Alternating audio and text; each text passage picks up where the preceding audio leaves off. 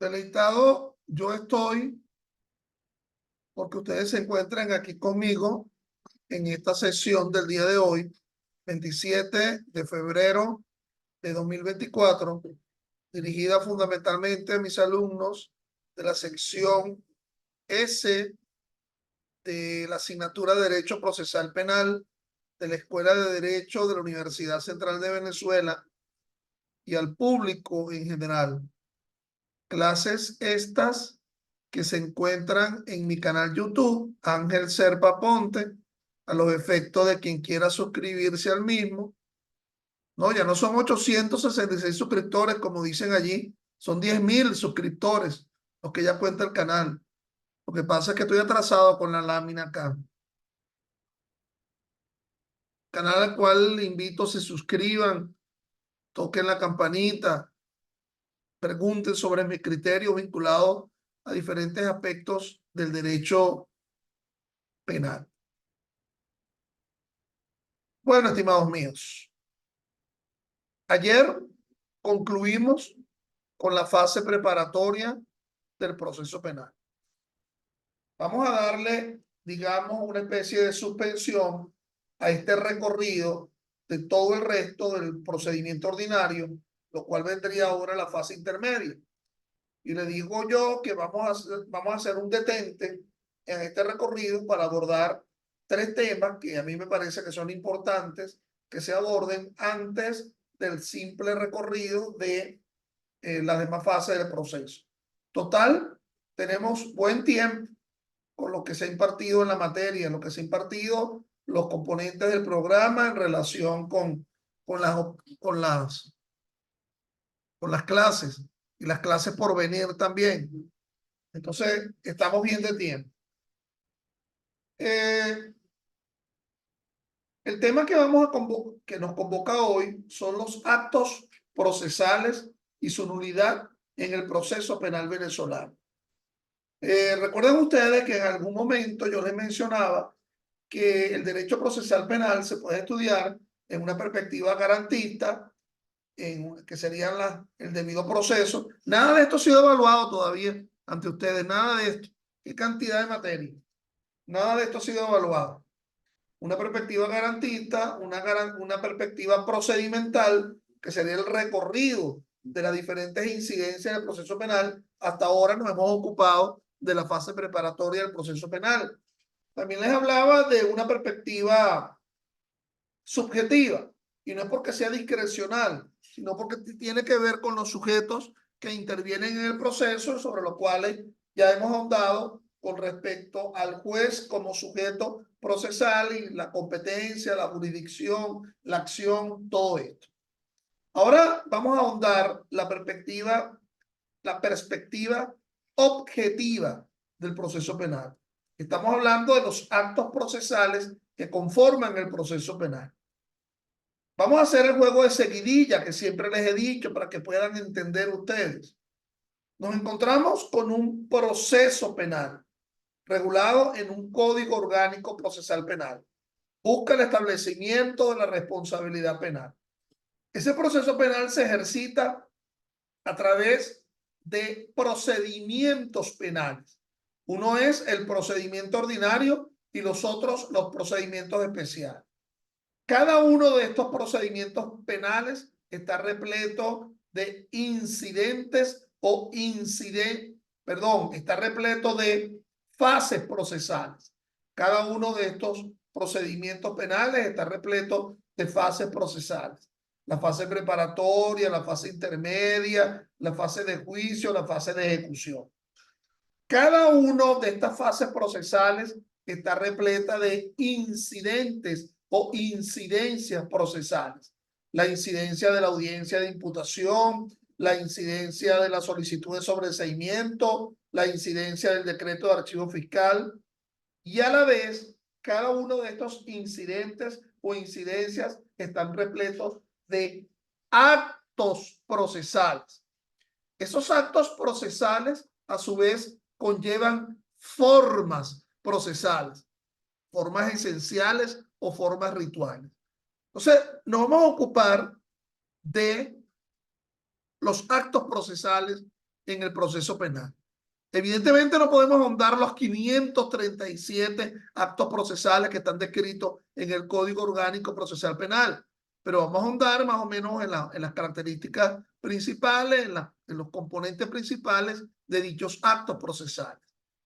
En primer lugar, vamos a hacer la distinción entre los llamados actos decisorios y actos de impulso o actos de obtención. Los actos decisorios son dictados por un juez, necesariamente por el juez de control, juez de juicio, juez de ejecución, corte de apelaciones, sala de casación penal del Tribunal Supremo de Justicia, corte marcial, en fin, dictados por un juez. Esos actos decisorios se dividen en sentencias, autos y actos decisorios no escriturados. Dentro de las sentencias, conforme lo establece el artículo 157 del Código Orgánico, nos vamos a encontrar con las sentencias condenatorias. Esas sentencias condenatorias, a su vez, pueden ser de dos tipos. Una, por la admisión de los hechos, como se describe en el artículo 375, alguien decide admitir los hechos en la fase intermedia, en la audiencia preliminar o al comienzo del juicio oral y público. Es necesario que lo manifieste de viva voz para que se le imponga inmediatamente la pena, una pena rebajada. Si es alguno de los delitos que está descrito en dicho artículo 375, la pena que se le rebajará será de hasta una tercera parte. Si no es alguno de los delitos que está descrito en el artículo 375, se le podrá rebajar hasta la mitad de la pena.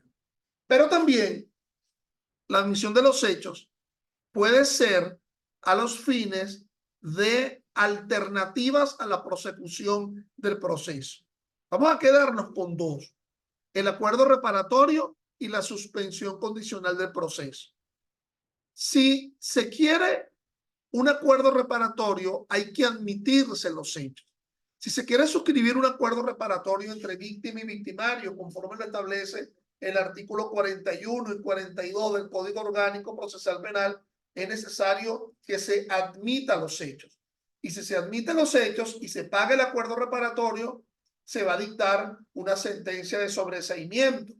Y entonces tú me preguntarás por qué, si lo que se va a dictar es una sentencia de sobreseimiento cuando se admitan los hechos a los fines del acuerdo reparatorio, ¿por qué lo estás dando ahorita cuando estamos hablando de la sentencia condenatoria? Porque si se admiten los hechos y no se cumple, no se paga el acuerdo reparatorio, se va a dictar una sentencia condenatoria por admisión de los hechos. Es decir, se va a dictar una sentencia condenatoria rebajada. Si se trató de alguno de los delitos descritos en el 375, repito, la rebaja será de hasta una tercera parte. Si no se trata de los delitos descritos en el artículo 375, la rebaja será de hasta una mitad. Pero también existe otra alternativa a la prosecución penal, que es la suspensión condicional del proceso. Alguien decide acogerse a un régimen de prueba, alguien decide acogerse a algunas condiciones y si las cumple efectivamente, las que están descritas en el artículo 45 del COP, y no existe oposición por parte de la víctima ni del fiscal del Ministerio Público, por lo tanto se dicta una sentencia de sobreseimiento. Y de nuevo tú me preguntarás, ¿y por qué, si estamos hablando de sentencia condenatoria, vienes a hablarme de la suspensión condicional del proceso? Porque si no cumple el que admitió los hechos a los fines de la suspensión condicional del proceso, del cumplimiento del régimen de prueba, se le dictará una sentencia condenatoria por haber admitido los hechos y no haber cumplido con el régimen de prueba. Entonces, dentro de la sentencia que dicta el juez, repito, nos vamos a encontrar con la sentencia condenatoria. Una sentencia condenatoria será a la finalización del juicio oral y público, cuando hay una certeza de culpabilidad y se dicta la sentencia condenatoria. Las pruebas condenan a ese que se ha pasado a juicio oral y público, como lo indica el 349 del COP. Y la otra sentencia condenatoria es por admisión de los hechos, artículo 375. Repito, que puede ser de dos formas, bien sea porque alguien decide admitir los hechos a los fines de que se le imponga inmediatamente la rebaja de la pena, o puede ser porque esa persona decidió admitir los hechos para suscribir un acuerdo reparatorio o para cumplir con el régimen de prueba de la suspensión condicional, mas sin embargo no cumple, incumple el acuerdo reparatorio y la suspensión condicional. Se le dictará dicha sentencia condenatoria. Vamos a ver qué otro tipo de sentencia puede dictar ese juez.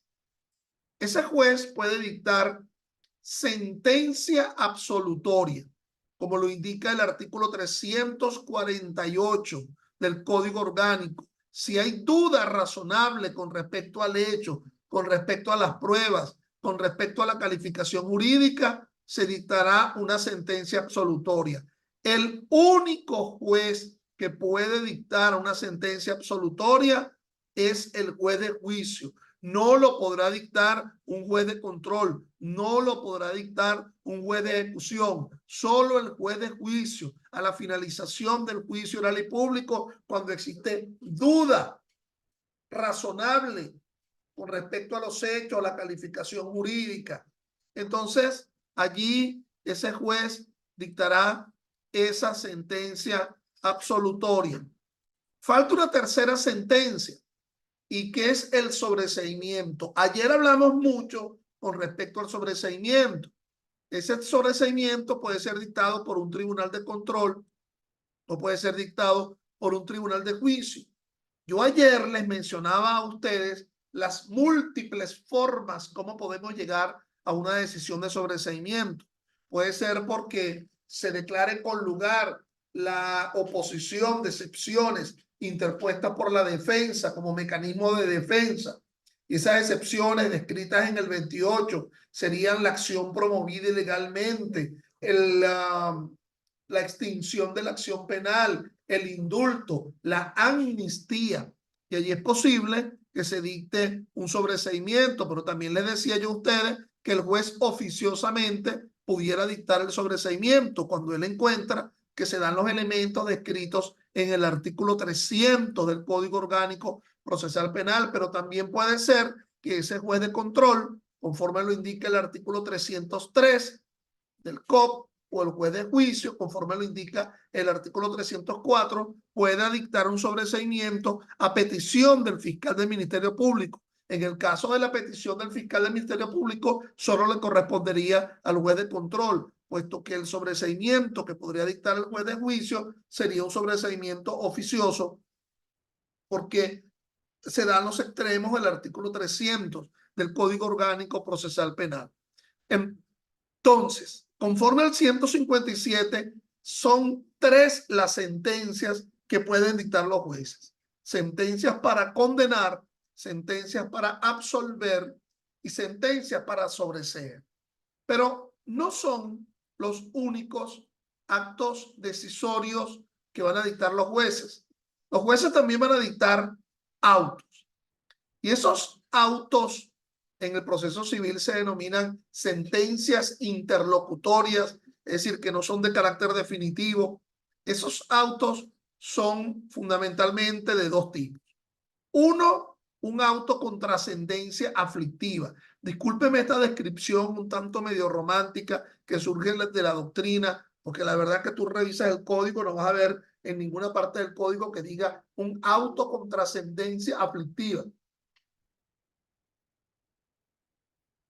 Es decir, autos que son importantes, que conducen a decidir alguna de las pretensiones de las partes y que necesariamente tienen que estar motivados conforme al 157 del COP. El 157 del COP nos indica que los jueces tienen que motivar las sentencias y los autos con trascendencia aflictiva, los autos importantes. Vamos a abordar dos ejemplos de autos importantes. El auto por el cual se dicta una medida judicial preventiva privativa de libertad, artículo 240 del Código Orgánico, es un auto con importancia. El auto por el cual se dicta una medida cautelar sustitutiva, artículo 242. El hecho de que sea una medida cautelar sustitutiva no releva la posibilidad de que sea motivada, porque de alguna forma hay una restricción de la libertad. Nótese que es el tema de la libertad lo que está allí afectando o está incluyéndose para ser decidido en dicho auto.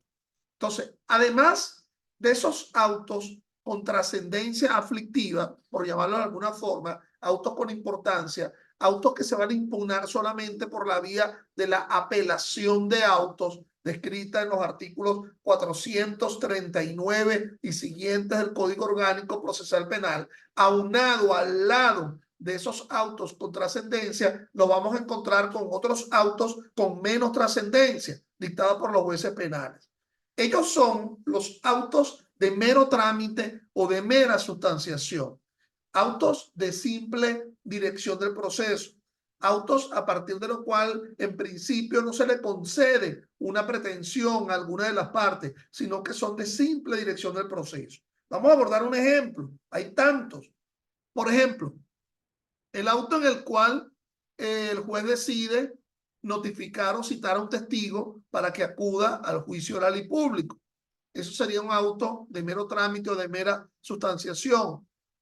El auto de fijación de la audiencia preliminar, descrito en el artículo 309 del Código Orgánico Procesal Penal, el fiscal presentó la acusación y al presentar la acusación, conforme el 308, surge la necesidad de que el juez de control fije la audiencia preliminar para que en dicha audiencia preliminar se verifique la idoneidad formal de esa acusación y se decida sobre si va a ser admitida dicha acusación. Ese auto del artículo 309 del Código Orgánico Procesal Penal es un auto de mero trámite o de mera sustanciación. Entonces, mis estimados, ya vamos por dos, o mejor dicho, por tres, las sentencias que pueden ser condenatorias, absolutorias o de sobreseimiento, los autos que son los autos con trascendencia aflictiva o los autos de mero trámite o de mera sustanciación, y también como actos decisorios son los actos decisorios no escriturados o no escritos, pero que ya han sido pronunciados por el juez en la audiencia. Es decir, son decisiones que ha adoptado el juez y todavía no ha habido posibilidad de colocarla en el acta de la audiencia que se está celebrando, pero ya el juez la decidió, la manifestó. Vámonos con un par de ejemplos. El juez decide, por favor, señor alguacil, haga ingresar primero al coacusado A y luego al coacusado B. ¿Por qué primero al coacusado A? Porque el coacusado A está siendo acusado por el delito, por autoría, y el coacusado B está siendo acusado por complicidad. Lo accesorio sigue a lo principal. Lo principal sería que el que está por autoría venga a declarar primero. Señor alguacil, decide el juez, vamos a realizar esta audiencia de carácter privado, toda vez que se van a revelar secretos de Estado o se van a revelar componentes de la intimidad de alguien. Entonces vamos a hacer esta audiencia de carácter privado. Por favor, cierre la puerta. Es un pronunciamiento que ha emitido un juez. Otro acto, no escriturado, pero que ha sido dictado por el juez, se declara sin lugar la objeción. Una parte objeta una pregunta que ha realizado otra parte dice que porque es capciosa o sugestiva o sugerente, y entonces digo objeción, esa pregunta es sugestiva, sugerente. Entonces el juez decide no alugar esa objeción. Entonces ese no alugar es una decisión que ha sido dictada por el juez. La objeción no, porque la objeción ha sido interpuesta por la parte contra la pregunta de la contraparte. Aquí se trata de la decisión del juez de permitir, de validar la pregunta, porque considera que no es capciosa o subjetiva. Entonces, son pronunciamientos, esos pronunciamientos de mero trámite o de mera sustanciación no son apelados, pero pueden ser impugnados por un medio impugnatorio, por un recurso que no es de carácter devolutivo. ¿Qué significará eso de devolutivo? Que no es de alzada, no lo va a conocer una alzada, no lo va a conocer un tribunal superior, sino que el propio tribunal que dictó la decisión de mero trámite o de mera sustanciación, ante ese tribunal se interpone el recurso, lea mis labios, de revocación, descrito en los artículos 436, 437, 438 del Código Orgánico Procesal Penal, frente a autos de mero trámite o de mera sustanciación o frente a actos decisorios que se han pronunciado, que se han emitido, verbalizado en el juicio oral y público. Entonces, esos serían los actos decisorios, los actos procesales decisorios que provienen del juez. Pero no solamente interviene en las causas penales ese sujeto procesal, que es el juez, también intervienen las partes.